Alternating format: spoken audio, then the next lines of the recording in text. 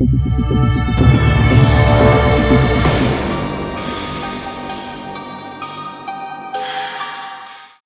to Castle Talk, where we talk to writers and creators of today's genre worlds. I am MacKenzie Cole, and tonight we are talking to Caroline Franklin, who's the author of The Thing That Happened When We Were Little. Welcome. I'm so excited to be talking to you about your book and kind of the writing process. I'm so excited to be here. Amazing. What do you think has been kind of like the most fun and surprising thing in terms of the release so far? Well, it comes out tomorrow, Mhm. so I'll let you know. Yeah. But I guess early on when I started sharing the book with my very earliest readers, and so like trusted friends and colleagues, I had about three different people end up sending me like fan art Oh, that's super exciting. based on the story, and I'd never had that really happen before with anything that I'd written. And so that was, it's always cool. I think anyone who writes or does anything creative always just wants their stuff to spur more creativity. And so that was very, very cool. Nice. I'm sure you're kind of just in that anticipatory phase right there. Um, Yeah. I assume you're kind of looking forward to everyone's reactions and whatnot. Yes. Yeah, it's nerve-wracking. Totally. Yeah, I'm sure it's scary for everyone. It's exciting, but yeah, it's my first. I've had other things released into the world, but they've always been I was a playwright and a screenwriter, and so it's always at the point that it's being shared with a lot more people. It's a collaboration, and so I'm not usually like by myself talking about all those things. So yeah, it's nerve-wracking. Yeah, I guess in that sense too, considering this is kind of a different experience for you, what do you think was kind of your favorite parts in terms of writing this book? Do you think your experience was a little bit different in comparison to other works you've worked on? It was entirely different. I just loved it. I mean, I love writing in general, and I love writing screenplays, but this was I knew where the story was going, and I know where the trilogy is going, but more so than anything that I've ever written, like it things just came out like as I was writing it and really surprised me. And that was a lot of fun. Um, That's amazing. yeah, and it was great, like to be entirely alone in the process. When you're writing a screenplay, there's like this element of by this page, this thing needs to have happened, or we need to break into act, two or three by this point. And there's some element of that in a novel, but it's not. I didn't have that thought in my head the whole time of like when a producer reads this, they're going to want this to happen here. And so that was very freeing. Oh, I Um, bet. and also, I mean, being a novelist is the first thing I ever wanted to be when I was a kid. And so that was very special. Yeah, that is so incredible to kind of watch. How do you think you see this book fitting in with today's kind of fiction landscape and things like that? Well, I don't know. I mean, I hopeful that it just fits in at all, somewhere that it gets a following and gets, an audience. But I think it's in that weird place of being a thriller and like something that sort of deals with true crime but is also a commentary on things that are about true crime and the genre. So I think it definitely fits into the world of thrillers. But it's also hopefully at moments really funny. And um also, I mean, primarily the first thing that I wanted to write about with this, which is odd because I just said I hope parts of it are funny, but that it was a book about how we deal with trauma and was a fable about trauma. And the way women specifically are taught to deal with trauma or told they have to deal with trauma. So I hope that it's all of those things. Absolutely. Do you think there were any personal or like real world experiences that kind of influenced your writing process or what content you wanted to kind of push out?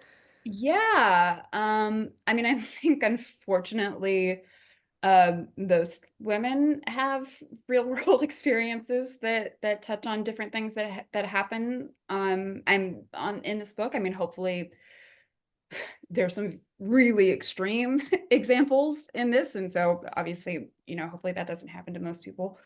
But I guess real world, and yeah, there's a lot of real things that are in this book.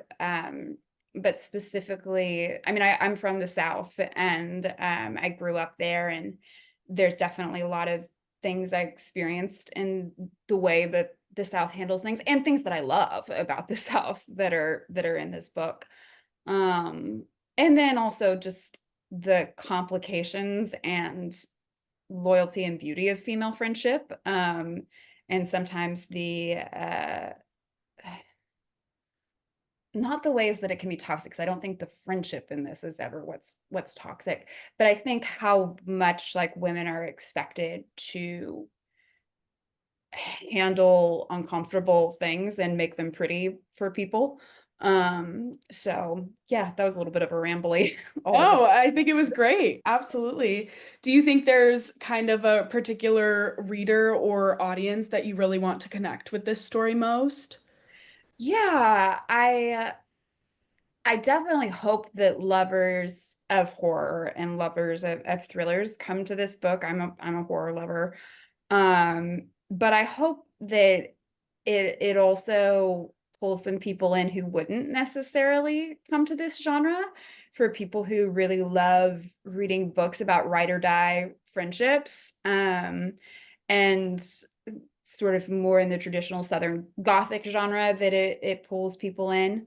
This is definitely the first horror book that I've written. I used to, not used to, I continue to do historical fiction, as well, and then have done rom-coms and other. So I've had some of my early readers were people who are like, I would never read horror, but they really enjoyed it. So Yeah, that has to be so relieving as well yeah. to yeah, to kind of take in a different genre of people even is gotta be Yeah. exciting. It is exciting. It's definitely something with certain friends and family that, love and support you. And so they're, texting you that they've ordered your book and wanting to be like, I appreciate that so much, but just know like this is not, you don't, if you would like warnings on certain chapters of things, I can let you know because it may not be for you. How funny. Do you think there were challenges in that writing process, especially just coming from a different angle with kind of writing rom-coms or other sorts of work?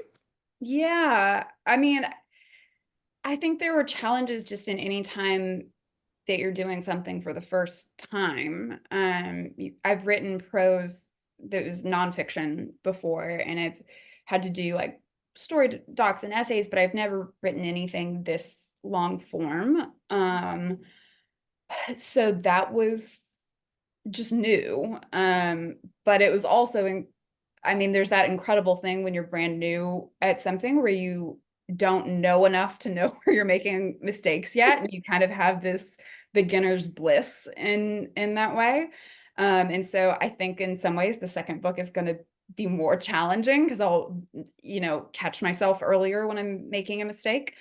As far as doing horror for the first time, though, no, that part wasn't hard. Like I love it. Totally. Yeah, it That's was amazing. yeah. Did you have any other authors or any other reads that you've, seen in the past or read in the past that kind of inspired this track? Yeah. I mean, I read Stephen King growing up, and was a big person that was always a big influence on me. But for this book specifically, there there wasn't a lot there was a lot of real world events that inspired it, that I won't bring up for just lots of different political things that were going on. But yeah, I guess like genre wise, King was probably the person who inspired me the most in that. And I mean, I loved the book The Exorcist, and um, I'm trying to think though if there's anything book-wise that I read a lot of current thrillers while I was reading to kind of just fill my head with a million different voices and different types of things. Like I read I have some questions for you, which I actually really enjoyed. There was a lot of split opinions on that book, but I really liked the journey of it. Um, yeah, I think that's probably about it. That's awesome. It really is your own. You don't even need those other authors. It's Yeah. probably more exciting for your identity as well. Yeah. What is kind of the best way for readers to find your book and how can they kind of connect with you from here on out, especially with rollout starting tomorrow? Sure. So the book is available on Amazon and Barnes and Noble. It's in paperback and there for Kindle and ebook. Um, yeah, you can go pre-order it right now, and or if you want to wait until it's available, you've got however many 6 hours until it's out there. And then I'm on Instagram. So you can find me there at Caroline Kelly Franklin, author. Yeah. So. Amazing. What's kind of next for you? I know you're kind of talking on a second book. Do you have Mhm. any projects in the works going forward? Well, so I have several. I have a TV show in development about the Bronte sisters, and so that is the primary thing that's in the works right now, and then a couple of features that are going around as well. And then there are a couple other TV pilots that are we're kind of talking about right now. But yeah, for books right now, the next one of this series of the trilogy is where my focus is going. Amazing. That is so exciting. I'm so excited for you. I'm so You. curious to see how everything goes. I'm sure it will go amazing and I'm so glad I was able to kind of learn more about your process and everything. It was so nice to hear from you. Oh Thank you so much. my gosh, thank you. I hope you have a great rest of your night. If you have anything else you'd like to share, feel free, but No, just please read the book, tell your friends about the book, the thing that happened when we were little, first of the Scared trilogy. amazing. We are so excited for you. All right, thank Thank you. you so much, Caroline. Bye. Bye.